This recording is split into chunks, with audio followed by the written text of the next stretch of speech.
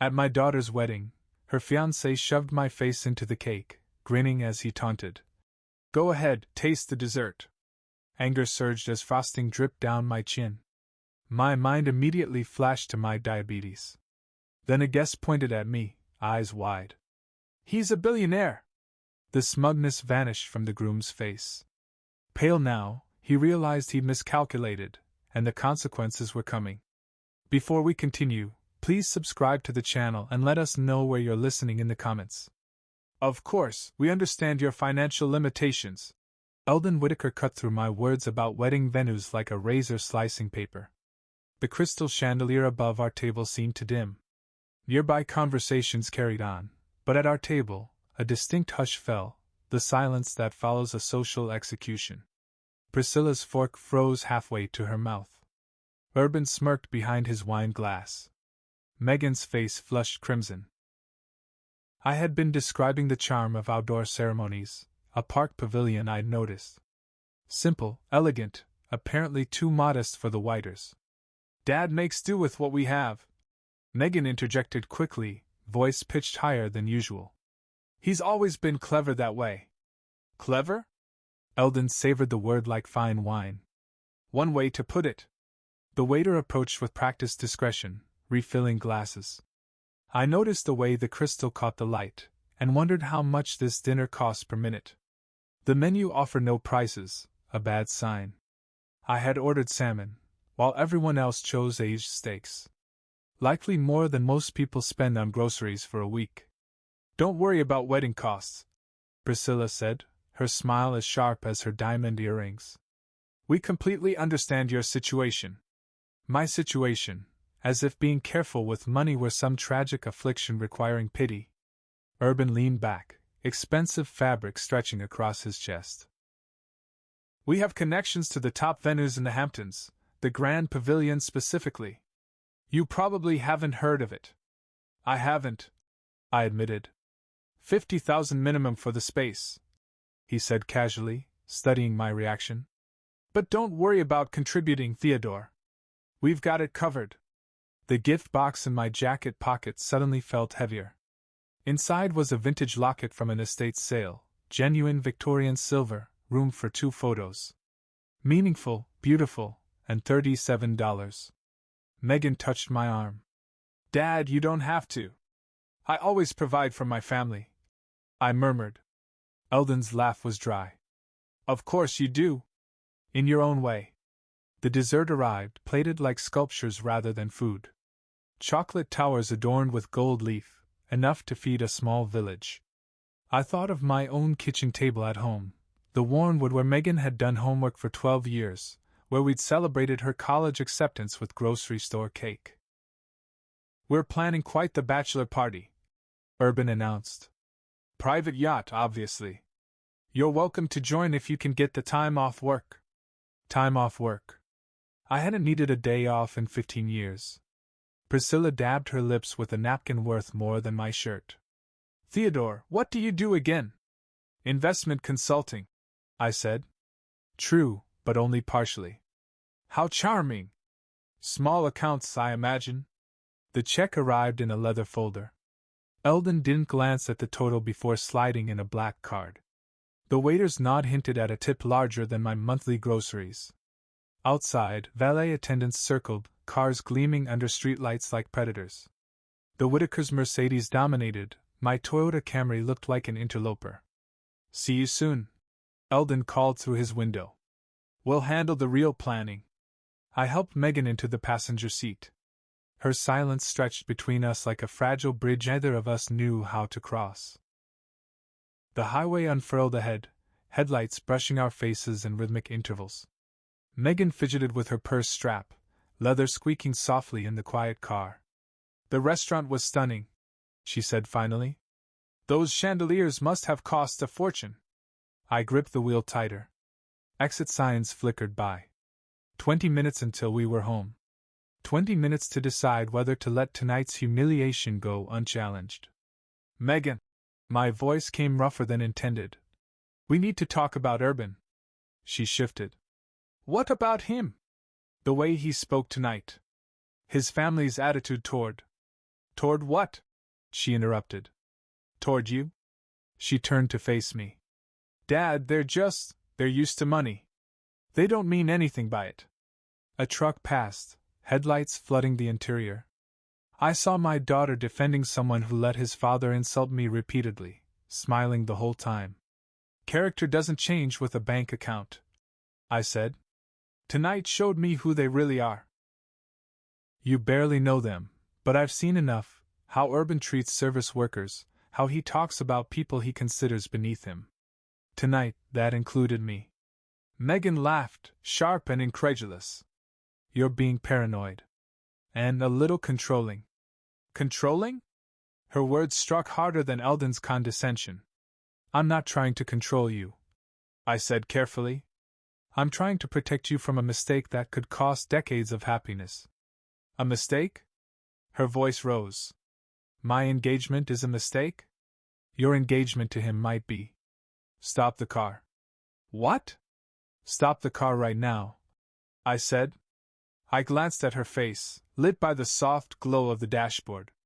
Hurt and frustration mingled there, directed at Ward. This wasn't the conversation I'd imagined. This wasn't how tonight was supposed to unfold. Megan, let's just pull over, okay, Dad? She said. I signaled, guiding the car onto the shoulder. Before we even stopped completely, she was unclipping her seatbelt. You don't understand anything, she said, snatching up her purse. You don't understand Urban. You don't understand his family. And you definitely don't understand what I need. Sweetheart, please, what I need is support from my father, not judgment. What I need is someone who trusts me to make my own choices. She opened the door. A cool night breeze swept in, carrying the scent of exhaust and distant rain. Where are you going? Anywhere but here. She stepped out, then bent down to meet my eyes. I'll call Urban to pick me up. At least he doesn't think I'm too foolish to live my own life. The door slammed behind her. I watched her walk toward a gas station, the click of her heels sharp on the asphalt. My phone vibrated. She was already texting him, already choosing him over me. I stayed in the car until she was inside the fluorescent-lit store, until I was certain she was safe. Then I eased back onto the highway alone, the radio murmuring softly in the weight of loss. The empty passenger seat seemed to echo with her absence. Pulling into my driveway in Hoboken, the modest two-story home looked smaller than usual. The porch light cast familiar shadows over the garden where Megan had planted tomatoes with me every spring since she was 8. A week ago, life had felt different. A week ago, I'd sat at the same kitchen table, morning coffee steaming beside the financial section of the Times. April 22nd had started like any other Tuesday, quiet, predictable, content. The house smelled of French roast and Megan's favorite lavender soap. My phone rang at exactly 8:47 a.m. Dad? Her voice bubbled through the speaker. I have news! I set down my coffee, smiling at her excitement. Good news, I hope? The best news! Urban proposed. Joy filled her voice, and for a moment my reservations about her boyfriend melted away. She deserved love, someone who truly cherished her. Tell me everything, I said, sinking back into my chair. It was perfect, Dad. He took me to Central Park, to that spot overlooking the reservoir where we had our first date. Got down on one knee right there on the path, with joggers and dog walkers all around. The ring, it's gorgeous. Princess-cut diamond, catches the light like crazy. I pictured her face, radiant with happiness, strangers clapping around her. My heart warmed despite the unease I felt about Urban's character. I'm so happy for you, sweetheart. There's going to be an engagement dinner next week. You'll meet his parents properly. They're wonderful people, Dad. His father built the business from nothing. I think you'll get along. That was when I made the choice that would lead to tonight's disaster. Megan, before we meet them, I need to ask something. A favor? Anything. I stood, pacing by the window overlooking our neighbor's ordinary lawn. I want to keep my financial situation private. Let them think I'm just a regular working person. She hesitated, confused. Why would you want that? Because I need to see who they really are. Money changes how people behave. If they think I'm wealthy, they'll perform. If they think I'm ordinary, they'll show their true colors. And if that truth is unpleasant, then we'll know exactly who we're dealing with. She was quiet for a long moment. Dad, that's a little manipulative, isn't it? It's practical.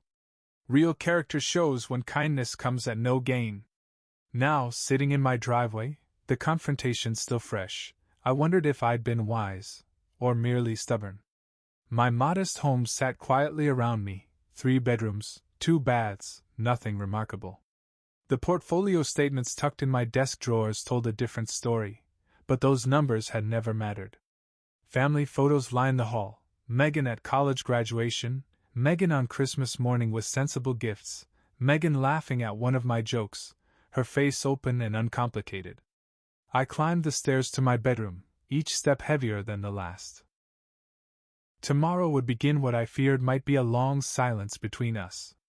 I'd asked her to hide my wealth, and in return, I'd lost what mattered most. The irony wasn't lost on me. In trying to shield her from people who valued money above character, I had pushed her into their arms. Everything in the house was unchanged, yet felt different, heavier. Every modest piece of furniture, every carefully chosen economy, reminded me of choices I had made long ago, before Megan, before the money that had changed everything except how I chose to live. The living room was the same as 15 years ago, the same couch, the same wooden coffee table with its ring-stained surface, worn from countless evenings reading together. The only expensive items were hidden, investment statements in the desk, an emergency fund that could buy the whole neighborhood. I sank into the reading chair Megan had helped me pick at a second-hand store when she was 16. Dad, this one's perfect, she had said, running her hands along the worn leather. It looks like it has stories to tell. Stories like the one I'd never told her about 1995. 28. Living in a tiny San Francisco studio. The Murphy bed took up half the floor. My kitchen was a hot plate, and a mini fridge humming like an old engine. Every morning I walked 12 blocks to the accounting firm rather than spend $2 on the bus. My savings account held exactly $5.27. I knew because I checked obsessively, the way some people check their pulse. $5,000 had represented 2 years of monastic living, pasta and canned vegetables, 3 shirts rotated endlessly. The meeting happened on a Tuesday. I was walking back from lunch, a discounted bagel in hand, when 2 young men stopped me outside the coffee shop where I sometimes treated myself to a small cup of espresso. "Excuse me," the taller one said. "Are you an accountant?" They looked barely old enough to vote. The shorter one clutched a battered laptop as if it were a lifeline. Both carried excitement like a fragrance too strong to ignore. "I work in accounting," I said cautiously. "We need someone to review our numbers," the tall one continued. "Someone sharp, someone who gets money." They laid out their plan over bitter coffee in my building's lobby. A software platform that would change how people shared information. The internet was still in its infancy. Dial-up connections, simple websites. Their idea felt at once impossible and inevitable. "We need seed funding," said the short one, his hands trembling slightly. "Nothing huge. $5,000 will cover office rent, better equipment, maybe allow us to eat something other than ramen for a few months." 5,000? My entire safety net. I should have refused. Should have explained that losing that sum meant returning to my parents' basement in Ohio, admitting defeat. Instead, I asked questions. Market research? Revenue projections? Competition analysis? They had answers. Good answers. But more than that, they had something I recognized in myself: hunger. Not for luxury, but for the chance to build something meaningful. "If I invest," I said slowly, "I want 10% equity." "Deal." No hesitation, no lawyer, just a handshake in a lobby that smelled of industrial carpet and faded ambition. 6 months later, their first major client signed. 18 months after that, a tech giant acquired them for $42 million. My 5,000 turned into $4.2 million overnight. I sat in my unchanged living room, remembering the call that altered everything. Realizing that wealth was a tool, not a destination. I'd watched money reveal character rather than create it. Lottery winners, inheritance recipients, clients in my accounting practice. That's why I lived simply. Why I taught Megan to value effort over affluence, integrity over capital. Why I had asked her to conceal my wealth from the Whitakers. The photograph on my end table showed Megan at her college graduation, beaming beside me in front of a modest restaurant where we'd celebrated. She had no idea her education had been paid for by tech stock dividends, no inkling that her father could have given her anything she desired. Tomorrow, I knew, I would have to decide whether holding on to that philosophy was worth losing my daughter forever. Morning light didn't make things clearer. I woke hoping last night had been a nightmare, that she hadn't chosen Urban over me in that gas station parking lot. My phone, however, showed no missed calls, no apologetic messages, no evidence that the world had reset while I slept. Day 1 felt tolerable. Megan needed space. I stuck to routines: coffee at 6:30, newspaper by 7, market reports at 8. Every buzz of my phone sent a spike of hope, usually just emails about investment portfolios that now seemed increasingly meaningless. By day 3, I left careful voicemails. Hi, sweetheart. It's Dad. Just wanted to say I love you. Call when you're ready. Short, respectful, non-intrusive. Day 7 brought longer messages. Megan, I've been thinking about our conversation. Maybe I could have expressed my concerns differently. You know, I just want you to be happy. That's all I've ever wanted. By week 2, I discovered gardening. Megan had always loved my vegetable patch. We'd planted tomatoes together every spring since she was 8. Now, I tended the soil alone, yanking weeds that seemed to multiply overnight. The seedlings I'd bought weeks ago sat waiting in their plastic containers, too late to plant without her. The tradition felt hollow, like trying to clap with one hand. Week 3 brought desperation disguised as productivity. I organized 20 years of photographs, hundreds of Megan through every age. Birthday parties, school plays, graduation. In every image, she looked at me with complete trust. When had that shifted? My voicemails grew longer, more raw. I keep thinking about when you were 12 and broke Mrs. Peterson's window with the baseball. You were terrified to tell me. But when you did, we went together to apologize and pay for the repairs. Remember what I said? Mistakes don't define us, how we respond to them does. I think I mishandled things with Urban. Can we figure it out together? The wedding invitation never arrived. Day 25. I drove past Megan's apartment building, not stopping, not spying, just confirming she was still there. Her car rested in its usual spot, offering no insight beyond geography. Day 28 brought panic. Wedding planners, florists, photographers, every detail demanded final decisions. Was I completely excluded? Would I watch my only child marry someone I didn't trust without being part of the day? Megan, it's Dad again. I know I've called a lot this week. Tomorrow is June 1st. I assume that's still your wedding day. I understand if you don't want me there, but I need to know. Please, just tell me you're okay. My voice cracked at the end. 30 days of silence had eroded my composure like waves against stone. Day 30. I cooked dinner for one, simple pasta, the kind Megan and I had made together on Sunday nights. The table seemed enormous with just a single place setting. The empty chair across from me, an unrelenting reminder of what I'd lost through stubborn pride. 6:45 p.m. tomorrow, somewhere in the Hamptons, my daughter would marry Urban Whitaker. I'd likely see it only through social media posts, assuming I was included at all. I twirled pasta on my fork without appetite. Outside, spring was giving way to summer. Life marched forward whether I joined it or not. The phone rang. My fork hit the plate. After 30 days of silence, a call usually meant disaster, ER visits, accidents, worst-case scenarios every parent fears. Megan glowed on the screen. My hands trembled as I answered. Hello, Dad? Her voice was smaller than I remembered, nervous. Hi. Hi. I jumped to my feet so quickly my chair scraped the floor. Are you okay? Is everything? I'm fine. I'm calling because tomorrow is. She paused. Traffic roared in the background. Urban's voice mumbled something indistinct. The wedding is tomorrow. I know. The words came rough. I cleared my throat. I wasn't sure if you wanted me there. Relief hit me like a physical blow. I leaned against the wall, dizzy. Thank you? I was hoping, but there are conditions. Of course. Nothing came easy anymore. I'm listening. You can't say anything negative about Urban. No faces, no comments, no, whatever that thing is you do when you disapprove. What thing? You know. That subtle eyebrow thing.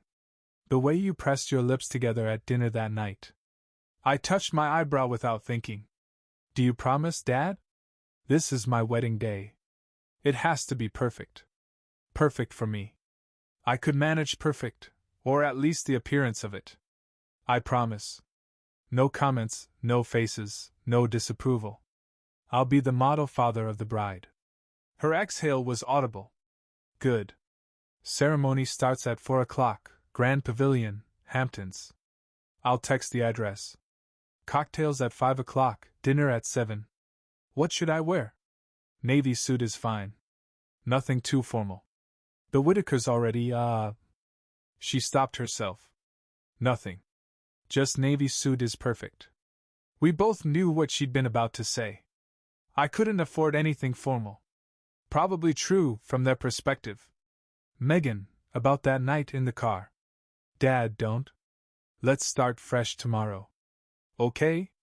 Clean slate. As if 30 days of separation could vanish with good intentions. But I'd take what she offered. Clean slate. I agreed. I love you, sweetheart. I love you too, Dad. See you tomorrow? The line went dead. I stared at the phone, hardly believing it had really happened.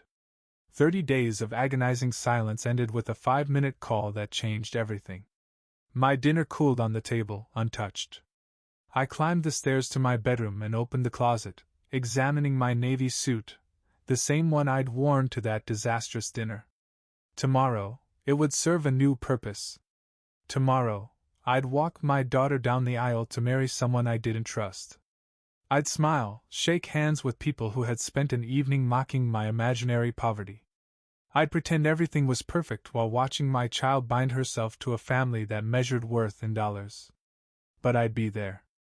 After 30 days of wondering if I'd lost her forever, I'd be there. Sometimes that had to be enough. Sunlight streamed through my window at exactly 6:30, the time I'd risen for 30 years. Today felt different. Today I would see my daughter again. The navy suit hung on the closet door, pressed and ready. Carefully chosen the night before, my best, but not flashy. Conservative tie, polished black shoes, everything Megan requested. Nothing for the Whitakers to criticize. Breakfast required careful planning. My blood sugar read normal, yet the stress of a wedding could change that in an instant. I took my morning insulin, ate my steel-cut oats with careful precision, checked the glucose meter twice. Diabetic crises at my daughter's wedding weren't on my agenda today. The weather promised perfection, 72 degrees, a gentle breeze, no clouds in sight. The kind of day Megan had imagined since she was a child, when she'd stage elaborate backyard weddings for her dolls. Coffee steadied my nerves. I'd managed 3 hours of genuine sleep, the first real rest in weeks. Hope, it seemed, was the best sedative. By 8 o'clock, I was dressed and scrutinizing my reflection. Modest but respectable. Clean-shaven. Well-groomed. A hint of the cologne Megan had gifted me last Christmas. I looked exactly as the Whitakers expected, a man who had tried his best. You can do this, I whispered to my reflection. No faces, no comments, no disapproval. Perfect behavior. Choosing the gift had been a delicate task. Too extravagant would seem suspicious. Too modest might embarrass Megan. I settled on a crystal vase from the local shop, elegant enough to honor the occasion, subtle enough to stay in my budget. $68 that conveyed thoughtfulness without inviting scrutiny. The shop owner wrapped it beautifully, tied it with white ribbon, and added a small card. For the happy couple, wishing you joy, love, and understanding in your marriage. Understanding. If only they knew how much I already understood about their character. My phone buzzed with texts from friends wishing Megan well, people who had seen her grow up in this very home, who remembered her first steps in this hallway. They didn't know that today might be the last time I walked her down any aisle. The drive to the Hamptons would take 2 hours in Saturday traffic. The ceremony at 4 meant leaving by noon, allowing time for parking and pre-wedding photographs. Enough time for one final inventory, insulin pen in my jacket, glucose tablets in my pocket, gift receipt and wallet ready, phone fully charged. Everything a responsible father might need on his daughter's wedding day. I glanced around my modest home one last time. If today went badly, if I failed to meet Megan's expectations, this might be my final peaceful morning here. Tomorrow could bring another month of silence, or worse. Yet today also held the possibility of joy.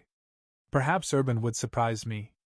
Perhaps the wedding's happiness would smooth the rough edges I'd glimpsed at dinner. Perhaps my daughter would find the contentment I hoped for her. I picked up the gift and my keys.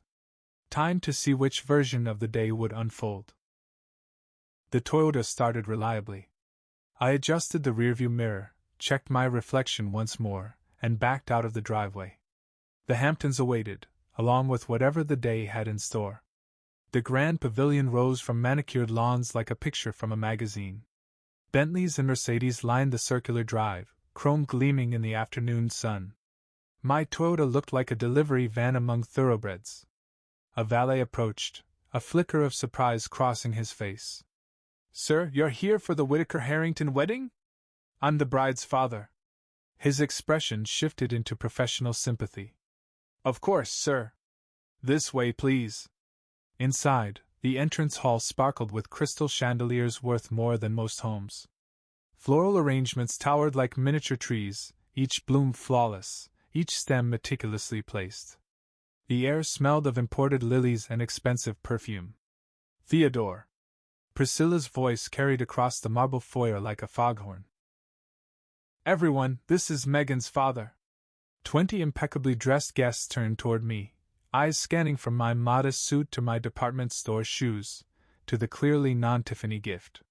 Polite smiles followed, the type reserved for charity cases. "How wonderful that you could make it," someone murmured. Eldon appeared beside his wife.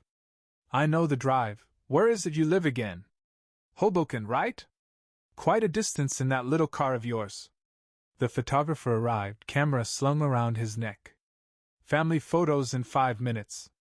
"Immediate family only," Priscilla clarified quickly. "Theodore, perhaps you could wait over there." Over there meant a corner by the coat rack, away from the important people.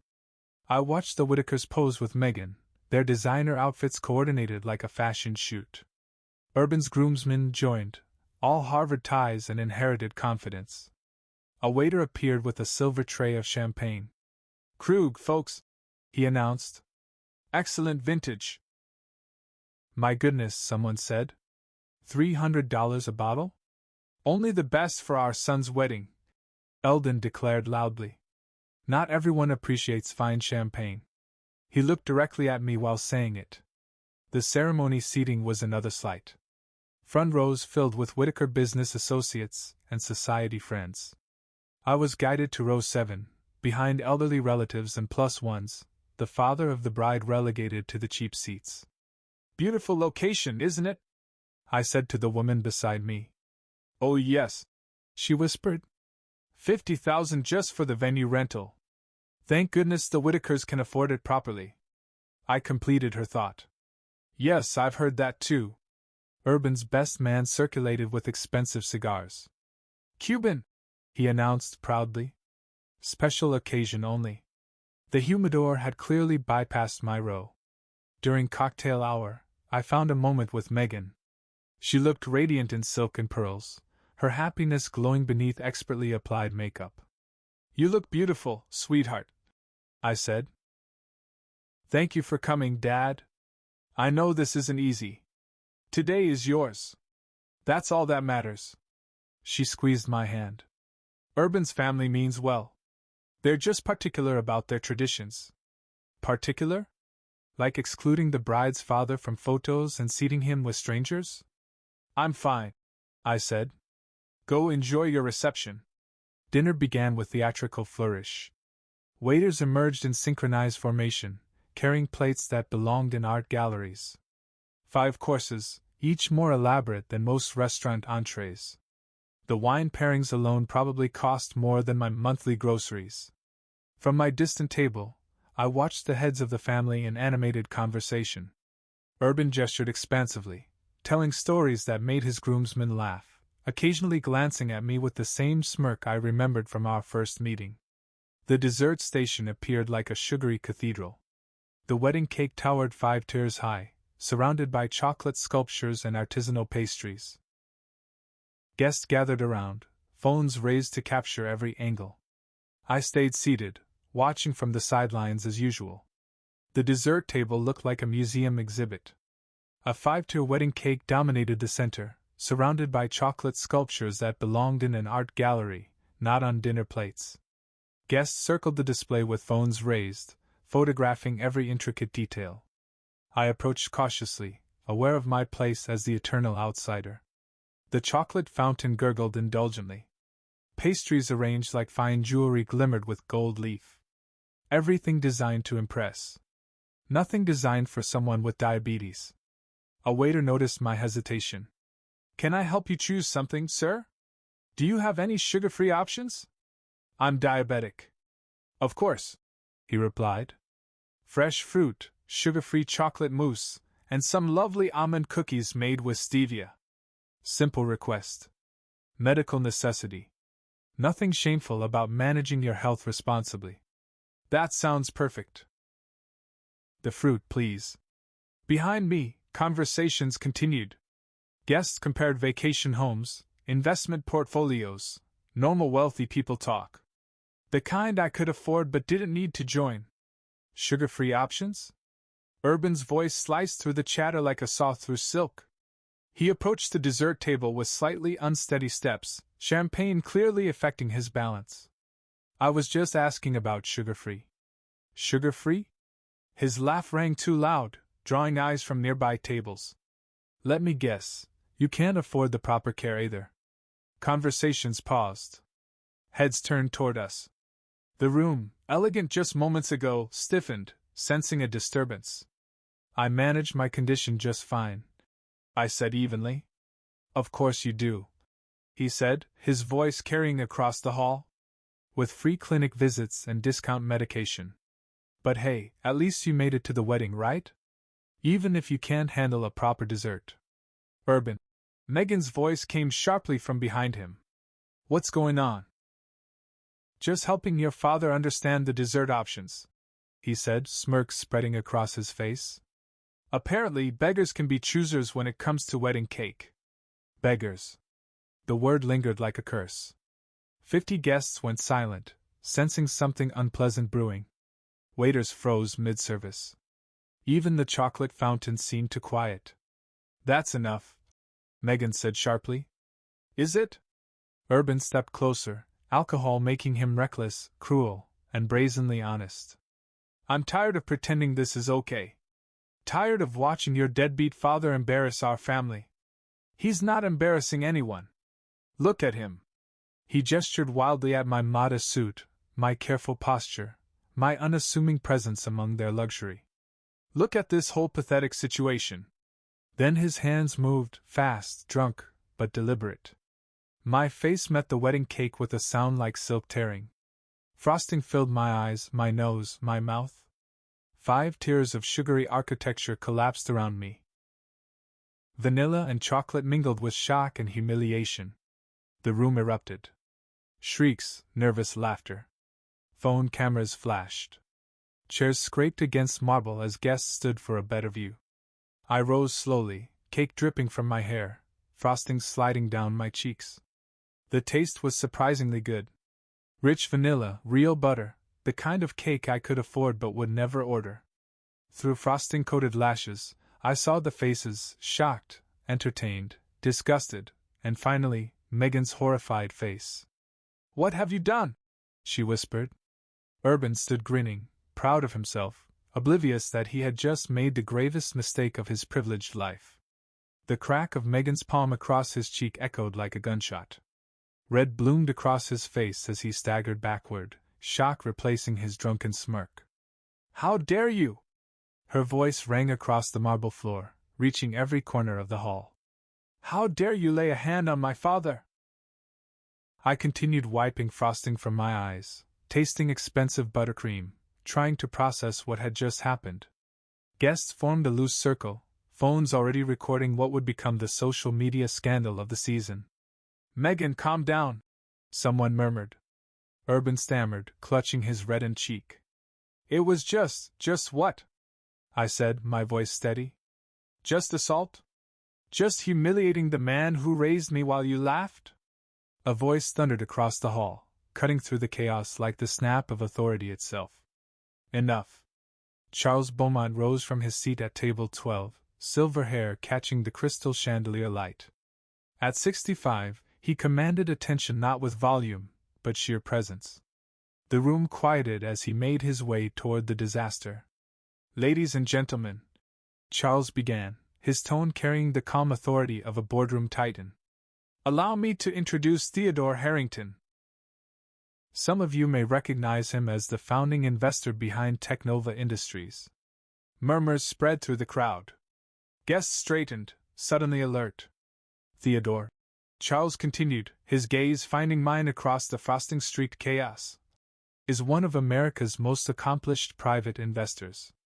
His portfolio includes early stakes in companies that reshaped the digital world. His current net worth..." He paused, letting the weight sink in. "Well over $1 billion. Whispers rippled. Heads turned to each other, then back to me. Then to Urban, whose face had lost all color. "That's Theodore Harrington?" A woman near table 8 gasped. "The Technova Theodore Harrington," someone added. I knew he looked familiar. Another murmured. "Wait," a guest called. "The man who turned $5,000 into $4 million in 2 years. That Theodore Harrington?" I straightened my frosting-stained jacket and met Charles's supportive gaze with a subtle nod. Recognition spread like wildfire. Business stories, investment legends, whispered confirmations of wealth that made the Whitakers' $3 million look like spare change.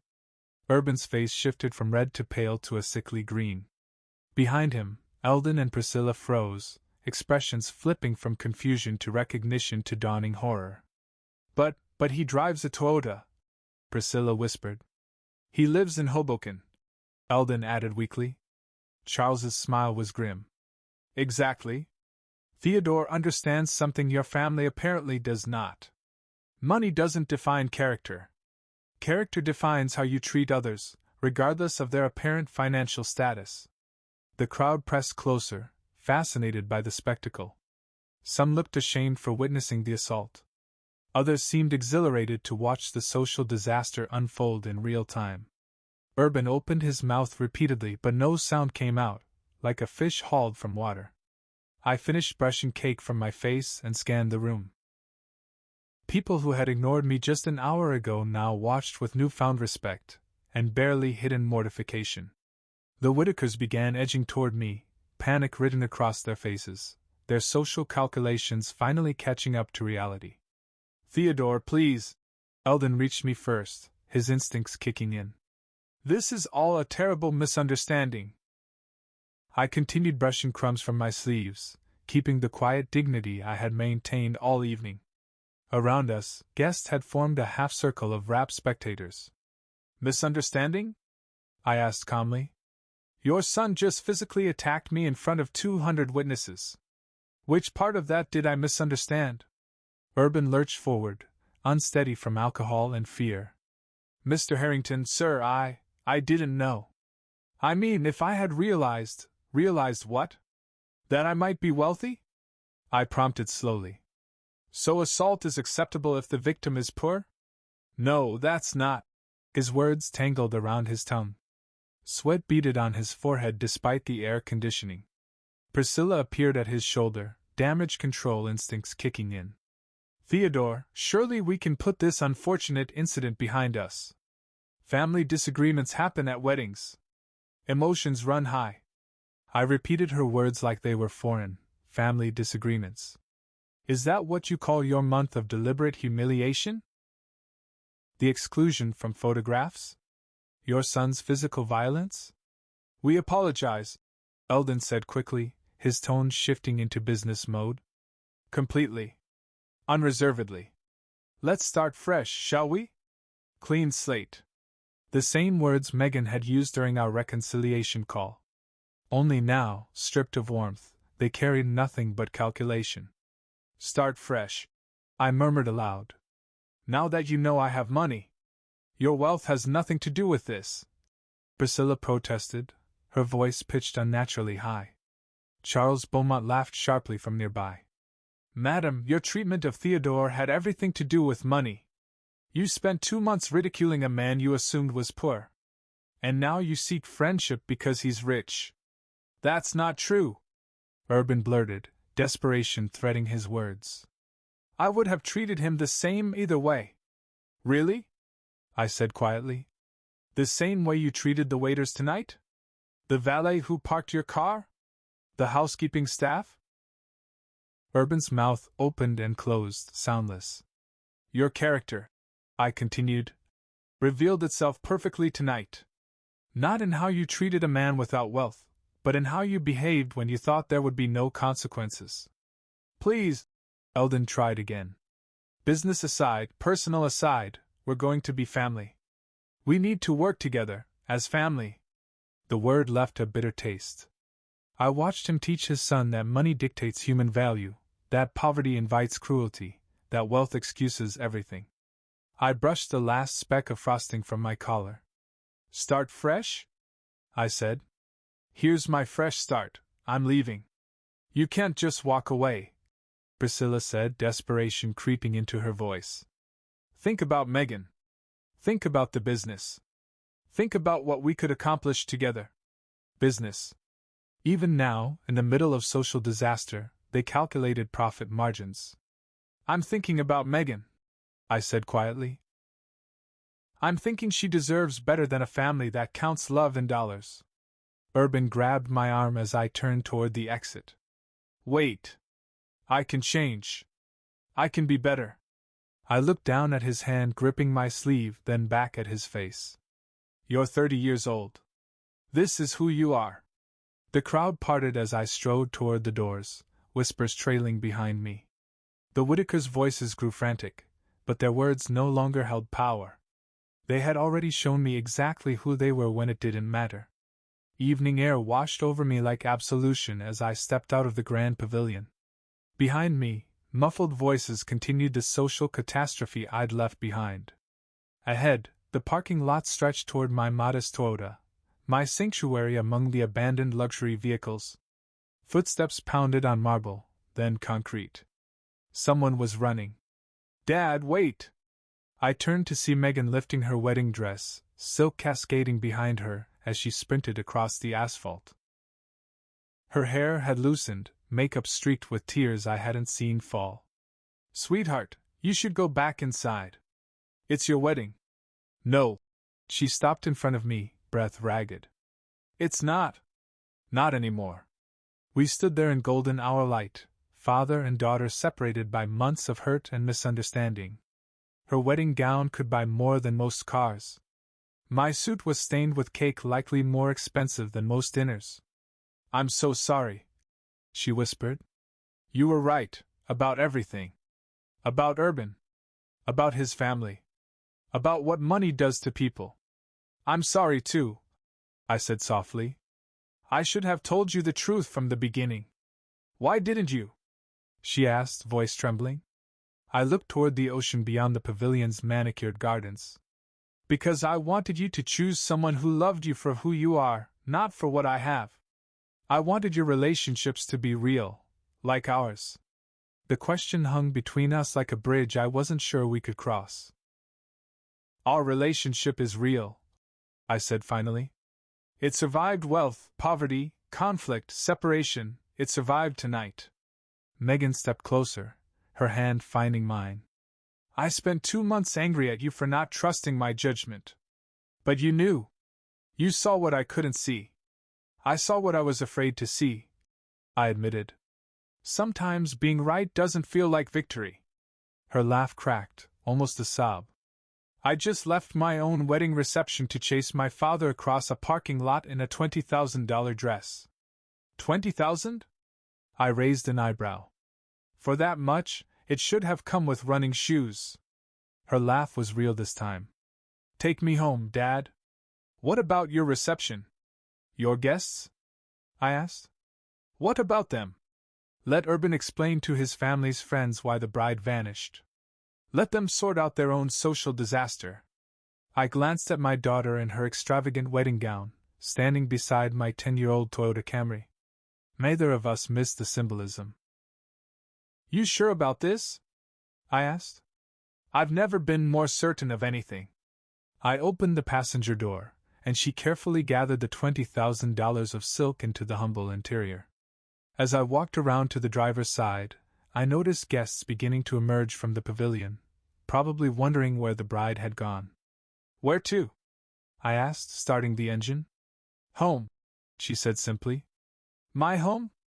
Our home. The drive back to Hoboken carried us through familiar streets, past the places where I had raised her, where we had built a life rooted in values instead of valuations. The late afternoon sun bathed everything in gold, turning even modest neighborhoods into something magical. I get it now, Megan said as we crossed the bridge. I understand why you live the way you do, why you never flaunt the money. Money is just a tool, I replied. Not an identity. Not a measure of worth. Just a tool to create the life you actually want. And what life is that? She asked. I pulled into the driveway, looking at the simple house where I had raised my daughter to be strong, independent, and kind. This one? She asked. Exactly this one. We sat in the car for a moment, watching the sun sink behind our neighborhood. Simple homes, modest lawns, relationships built on character rather than capital. Come on, I said at last. Let's go inside. I'll make coffee, and we can figure out what comes next. Together, we walked toward the front door of the little house that had always been rich in everything that truly mattered. If you enjoyed this story, please like the video, subscribe to the channel, and share your thoughts in the comments. To hear the next story, click the box on the left. Thank you for watching.